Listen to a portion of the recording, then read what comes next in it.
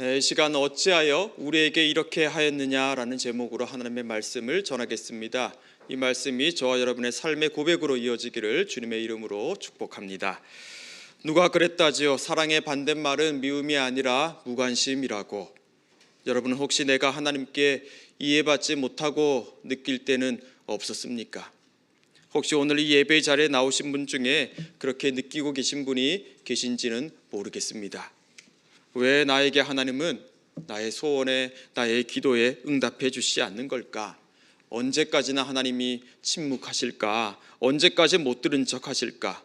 도대체 하나님은 나에게 관심이 있기는 한 건가? 하나님으로부터 이해받지 못하고 있다 느끼는 때가 우리 인생 중에도 있을 수 있습니다. 내가 하나님을 생각하는 만큼 하나님은 나를 생각해 주지 않는다 느낄 때가 있죠. 무척 당황스럽고 참 견디기가 힘듭니다. 내가 그런 생각을 하게 될 줄 몰랐습니다. 나에게 그런 일이 있을 줄 몰랐습니다. 그런데 지금 나는 그런 생각을 종종 합니다. 왜 하나님은 나에게 무관심하시는 걸까? 왜 나를 이해해 주지 못하실까? 오늘 본문에도 그와 같은 생각을 한 사람들이 나옵니다. 마리아와 요셉입니다. 오늘 본문은 꽤 시간이 지나 아기 예수가 이제는 유년기에 접어든 때를 배경으로 하고 있습니다. 예수께서 12살 되었을 때 일어난 일이죠. 마리아와 요셉은 유월절이 되어 예루살렘에 향합니다. 그들의 거주지인 나사렛으로부터 예루살렘까지는 대략 120km 정도가 떨어져 있고, 이는 사람 걸음으로는 한 3일 정도 걸리는 거리였습니다. 41절의 기록에 따르면 이들은 해마다 유월절을 지켰습니다. 그래서 매년 이 날이 되면 여러 사람들의 틈에 끼어 예루살렘으로 향했죠. 그러기를 12년이 지났습니다. 그런데 예수께서 12살이 되던 그 해에 어떤 일이 있습니까? 43절입니다.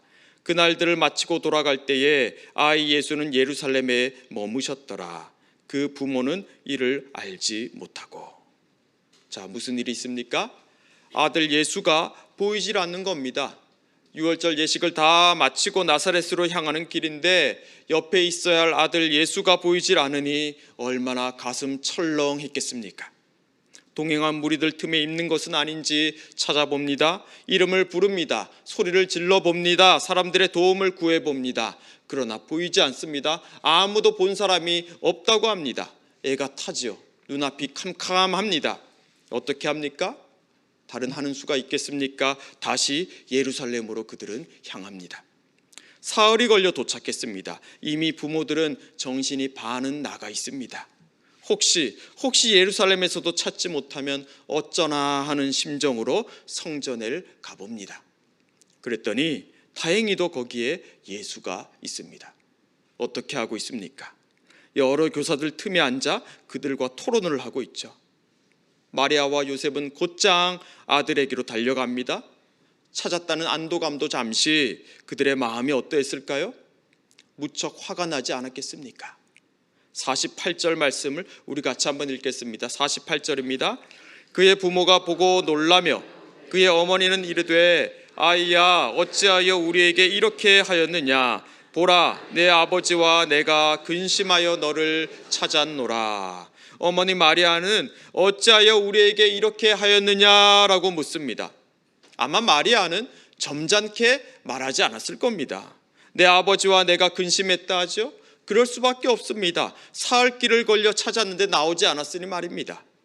예루살렘에 있겠다고 부모에게 한마디 말도 없었으니 화가 날 만도 하죠. 마리아는 아이 예수를 훈계했을 것이 분명합니다. 당시 유대인들은 13살이면 성인으로 인정했습니다. 지금 예수의 나이가 12살입니다. 미성년이긴 하지만 그 정도 나이가 되면 약속을 지켜낼 수 있는 연령으로 간주했습니다. 책임이란 것이 주어지는 나이로 본 거죠. 따라서 부모의 훈육도 꽤나 엄격해지기도 했습니다. 마리아와 요셉의 눈에 12살 아들의 이 행동은 분명 가르치고 또 바로 잡아야 할 것이었습니다. 어찌하여 우리에게 이렇게 하였느냐? 그와 같이 부모의 걱정을 끼치는 일을 해서는 안 된다고 단단히 일렀을 게 분명합니다. 그런데 이에 대한 예수님의 답변이 놀라움을 넘어 충격적이기까지 합니다. 49절입니다. 같이 한번 읽겠습니다. 예수께서 이르시되 어찌하여 나를 찾으셨나이까? 내가 내 아버지 집에 있어야 될 줄을 알지 못하셨나이까 하시니. 자, 여러분, 이와 같은 예수님의 답변을 어떻게 생각하십니까? 무례하지 않습니까? 너를 근심하며 찾았다고 하는 부모에게 할 말은 아니지 않습니까? 마리아와 요셉은 얼마나 상심했을까요? 그들은 유월절 예식을 마치고 돌아오던 중에 예수님을 잃어버린 것도 당황스러워했지만 지금 다시 찾은 이 아들 예수가 그들에게 하는 이 행동으로 인해 더 충격을 받았을 것이 분명합니다. 어찌하여 나를 찾으셨나이까? 이 말은 무엇을 의미합니까? 나를 찾아서는 안 된다는 것입니까? 나를 찾을 수 없다는 말입니까? 내가 내 아버지 집에 있어야 될 줄을 알지 못하셨나이까? 라는 말은 요셉과 마리아는 예수의 부모가 아니라는 것을 말하는 겁니까? 마리아와 요셉은 아들의 이런 행동에 큰 배반감을 느꼈을 것입니다. 바로 이런 것입니다. 믿는 우리도, 하나님의 자녀라고 하는 저와 여러분도 하나님이 도무지 이해가 되지 않을 때가 있습니다. 우리는 묻지요. 어찌하여 우리에게 이렇게 하십니까? 어찌하여 나에게 이런 일이 일어날 수 있단 말입니까? 라고 묻습니다. 그런데 돌아오는 대답이 없습니다.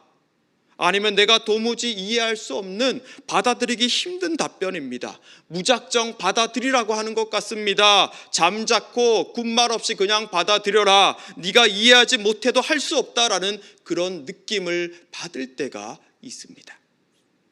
병에 걸렸습니다. 가정에 불화가 찾아왔습니다. 부부 사이에 심각한 문제가 벌어졌습니다. 잘 다니던 직장에서 갑자기 나오게 됐습니다. 내가 신뢰하던 사람에게서 배신을 당하고 사기를 당했습니다. 우리는 묻죠. 하나님, 어찌하여, 도대체 왜 나한테 그런 일이 있습니까? 왜 나에게 이런 일이 있단 말입니까? 그런데 돌아오는 답변은 영 만족스럽지가 않습니다. 하나님이 나를 이해해 주시지 않는 것 같습니다. 나를 조금 더 고려해 주시지 않는 것 같습니다. 너무도 무심하다 느끼죠.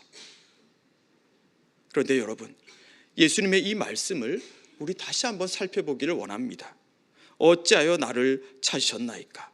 내가 내 아버지 집에 있어야 될 줄을 알지 못하셨나이까? 여러분, 예수님은 지금 반문하고 있죠. 우리가 보기엔 무례한 것 같지만 예수님은 지금 아주 중요한 말씀을 하고 있습니다. 그리고 이 말씀은 마리아가 지금 여기서 처음 들은 말씀이 아닙니다. 내 아버지 집에 있어야 될 줄을 알지 못하셨나이까? 여기서 예수님의 아버지는 하나님을 가리키죠. 예수님은 여기서 이 자리에서 처음으로 그 스스로 자기가 하나님의 아들이라고 밝히고 있습니다. 그런데 이 같은 말씀을 마리아는 처음 들은 게 아니죠. 언제 들었습니까? 천사 가브리엘이 말하지 않았습니까? 마리아의 잉태를 예고하면서 보라, 네가 잉태하여 아들을 낳으리니 그 이름을 예수라 하라. 그가 큰 자가 되고 지극히 높으신 이의 아들이라 일컬어질 것이라 했습니다. 지극히 높으신 이의 아들, 하나님의 아들을 말하죠. 이 놀라운 말씀에 마리아는 어떻게 대답했습니까? 주의 여종이 오니 말씀대로 내게 이루어지이다 라고 했습니다. 어디 그뿐입니까? 마리아는 해산한 직후 목자들로부터 다윗의 동네에 구주가 나셨다라는 소식을 들었고 그 모든 말을 마리아는 마음에 새기기까지 했습니다. 그것뿐입니까? 마리아와 요셉은 예루살렘 성전에서 아기 예수를 본 시므온이 내 눈이 주의 구원을 보았다고 찬송하는 것까지 다 듣지 않았습니까? 마리아는 예수가 분명 자신이 낳은 아들이기는 하지만 만민 앞에 주님이 예비하신 구주 그리스도라는 걸 분명 알고 있었습니다. 그래서 지금 이 12살 된 예수님은 마리아에게 어찌하여 나를 찾으셨나이까? 내가 내 아버지 집에 있어야 될 줄을 알지 못하셨나이까? 라고 묻고 있는 거죠. 알지 못하셨나이까? 그때 그 일들, 그때 그 말씀들을 기억하고 있지 않냐라는 겁니다. 그러나 마리아와 요셉은 그 말씀의 의미를 지금 당장 다 깨닫지는 못합니다. 불경하고 이치에 맞지도 않는 소리라 생각했을 겁니다. 그런데 어떻습니까? 자, 51절 말씀을 우리 같이 읽겠습니다. 51절입니다. 예수께서 함께 내려가사 나사렛에 이르러 순종하여 받드시더라. 그 어머니는 이 모든 말을 마음에 두니라. 자, 마리아는 시간이 지나 이 아들 예수가 했던 말을 또 한번 생각해 봅니다. 어찌하여 나를 찾으셨나이까? 내가 내 아버지 집에 있어야 될 줄을 알지 못하셨나이까? 마리아는 그 말이 언젠가 자신이 들었던 그 말씀, 네가 낳을 아들이 큰 자가 되고 지극히 높은 이의 아들이라 일컬어질 것이라 했던 그 말씀과 관련이 있다는 걸 비로소 깨닫습니다. 그리고 그는 그처럼 자신을 놀라게 했던 그 말씀을 무려 지난 12년 동안 까맣게 잊고 있었다는 걸 발견하죠. 시몬과 안나와의 만남, 또 목자들과의 만남도 그는 잊어버리고 있었습니다. 이들을 통해서 하나님은 천사 가브리엘에게서 들었던 그 말씀을 분명히 확증해 주셨는데 그러한 소중하고 그처럼 강렬한 일들마저 그는 잊고 있었다는 걸 말입니다. 성도 여러분, 저와 여러분도 그럴 수 있습니다. 우리는 하나님이 좋아서, 하나님이 정말 믿을만 해서 하나님을 나의 아버지로 고백하고 있는 사람들이죠. 우린 다 그런 경험들이 있습니다. 그런 경험이 없었다면 어떻게 오늘 우리가 이 자리에 지금 나와 앉아 있겠습니까? 그런데 어떻습니까? 항상 그렇습니까? 지금도 여전히 나는 하나님만 생각하면 가슴이 뜁니까? 하나님이 나를 주목하시며 내 인생에 지금 이 순간 깊은 관심을 기울이고 있다고 여러분들은 그렇게 느끼고 계십니까? 그렇지 않을 때가 있죠. 아마 우리 대부분이 다 그럴 겁니다. 마리아가 이상한 게 아닙니다. 마리아에게 어떤 심각한 문제가 있어서 그가 아들 예수에게 네가 어찌하여 우리에게 이렇게 하였느냐라고 훈계한 게 아닙니다. 어쩌면 지난 12년 동안 마리아와 요셉에겐 별다른 일이 일어나지 않았을 수도 있습니다. 자신이 낳은 아기가 하나님이 약속하신 메시아라고는 합니다. 그런데 다른 아이들과 똑같습니다. 다르지 않습니다. 먹여줘야 하고 씻겨줘야 하고 보통 고된 게 아닙니다. 오실 메시아라고 해서 감격하고 기대도 많이 했지만 어느 순간부터는 다 식어져 버렸습니다. 시몬과 안나에게서 들었던 그 감격스러운 말을 해주는 이가 더 이상 그 주변에 나타나질 않습니다. 여전히 로마 황제의 통치는 계속되고 있고요. 메시아라고는 하지만 말도 제대로 못합니다. 너무도 연약합니다. 과연 이 아이가 우리의 메시아로서의 구실을 할 수 있을까 싶은 거죠. 그런 10여 년의 시간을 보냈습니다. 자, 우리라면 어떠했을까요? 주변에 그런 분들이 있지 않습니까? 신앙생활을 잘 했습니다. 하나님을 잘 믿었습니다. 그런데 1년, 2년, 10년, 20년, 30년째 모든 신앙생활을 중단하신 분들이 있죠. 왜 그럴까요? 혹시 여러분들은 그런 적이 없으십니까? 아니면 지금 혹시 하나님의 무관심이 내 삶에 지금도 계속되고 있다 생각하고 있는 분은 없습니까? 여러분, 어찌하여 우리에게 이렇게 하였느냐? 어찌하여 하나님께서 저에게 이러십니까? 라는 이 물음은 잘못된 것이 아닙니다. 아니, 그것은 너무도 자연스럽고 또 우리에게 필요한 반응이기도 합니다. 그리고 하나님은 거기에 반드시 응답하십니다. 어떻게 응답하십니까? 내가 내 아버지 집에 있어야 될 줄을 알지 못하셨나이까? 라는 말씀이 들려옵니다. 근데 참 이해하기 어려운 말씀이죠. 그러나 하나님은 그 말씀의 의미를 우리에게 서서히 밝혀주십니다. 그 이해 못할 말씀이 내 안에 자리 잡아 가는 것입니다. 그리고 그 말씀이 내게 말을 걸어오기 시작하죠. 어찌하여 이렇게 하셨습니까에 대해 너는 정말 모르느냐? 정말로 너는 모르느냐? 왜 잊고 있었느냐라는 대답으로 들려옵니다. 그런데 그 대답은 우리를 망신주기 위한 말씀이 아닙니다. 잠자코 따라오라는 것이 아닙니다. 그 말씀은 우리의 눈을 열어줍니다. 우리의 닫혀져 있는 귀를 열어줍니다. 그 대답은 언젠가 우리에게 들렸던 하나님의 그 말씀이 오늘 다시 기억나게 해줍니다. 여러분, 서두에 여러분께 이런 질문을 드렸죠. 내가 하나님께 이해받지 못하고 있다 느낄 때가 있는가? 네, 여러분 그럴 수 있습니다. 우린 그렇게 느낄 수 있습니다. 그러나 여러분 기억하십시오. 그렇게 내가 이해받지 못하고 느끼고 있는 그런 우리 자신을 하나님은 보고 계시다는 걸 말입니다.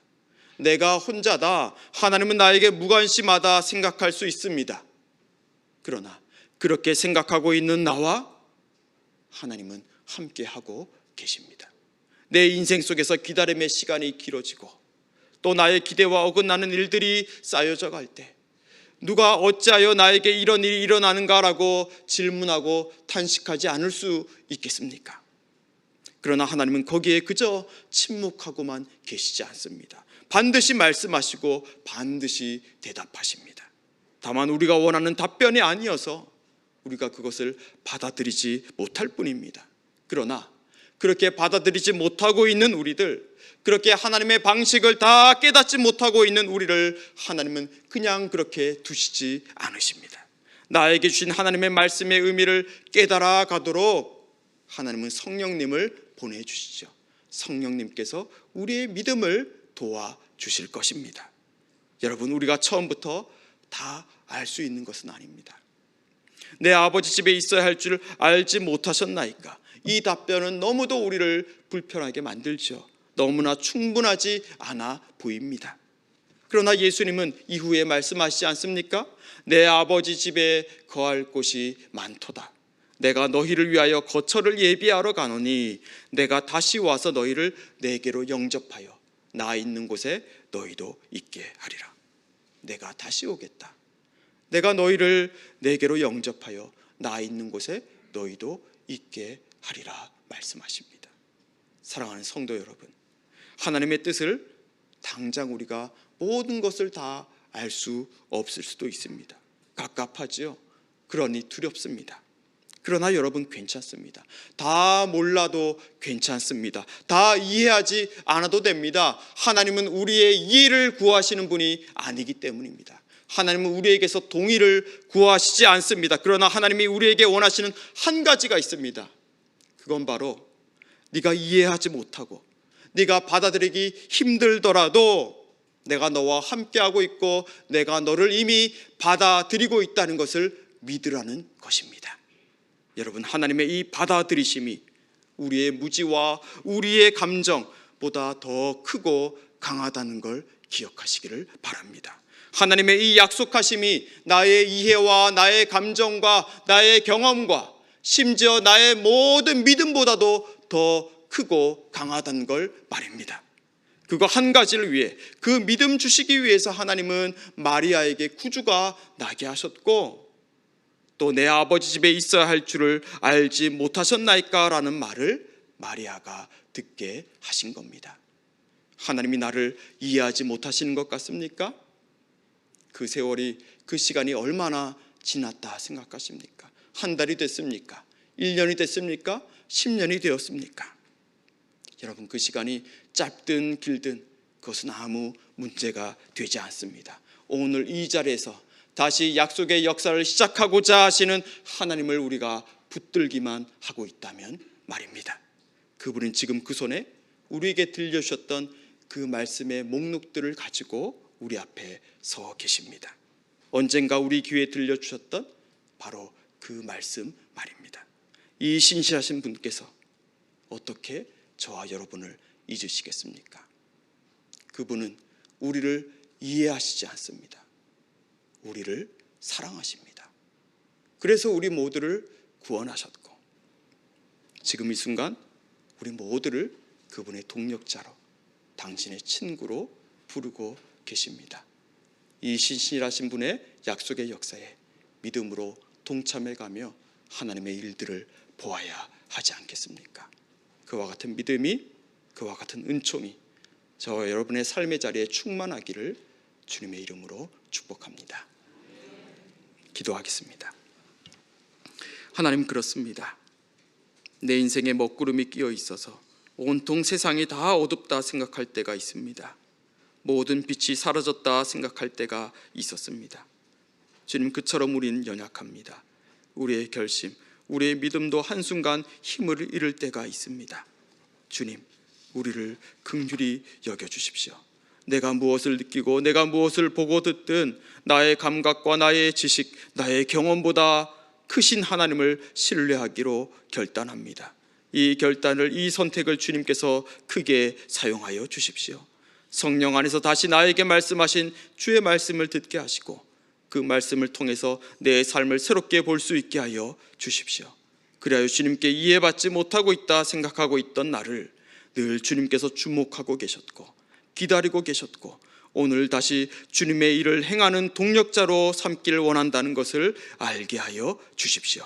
예수님 이름으로 기도합니다. 아멘.